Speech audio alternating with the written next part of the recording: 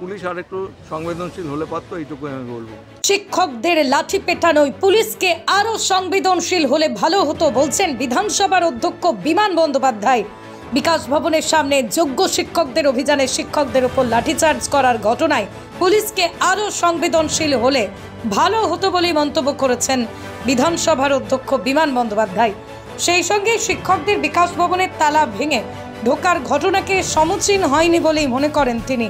সিঁদুর অভিযানে সেনাদের শ্রদ্ধা জানাতে বারুইপুর পশ্চিম বিধানসভার বিধায়ক তথা বিধানসভার অধ্যক্ষ বিমান বন্দ্যোপাধ্যায় যাদবপুর লোকসভা কেন্দ্রের তৃণমূল কংগ্রেসের সাংসদ সায়নী ঘোষ শনিবার বারুইপুর কল্যাণপুর পঞ্চরামতলা থেকে দক্ষিণ কল্যাণপুর পর্যন্ত একটি মিছিলে পায়ে পা মেলান।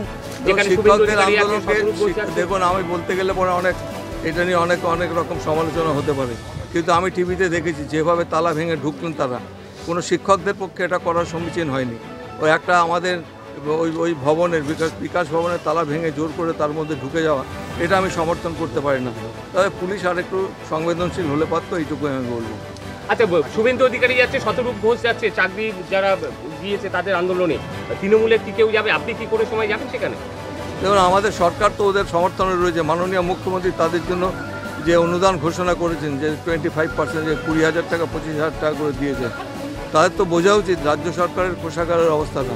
তারা যদি আমাদের পশ্চিমবঙ্গের সৎ নাগরিক হয়, তাদেরও পশ্চিমবঙ্গের কথা চিন্তা ভাবনা করতে হবে।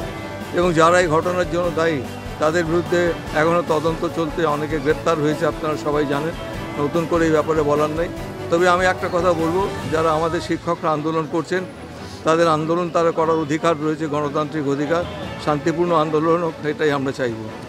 শুভেন্দু অধিকারী বলেছেন 9 তারিখে আপনারা বিধানসভা অচল করে দেবেন, বিধানসভা চলতে দেবেন না শিক্ষকদের নিয়ে এই আন্দোলনের প্রতিবাদে। 9 তারিখ আসুক, তখন দেখা যাবে।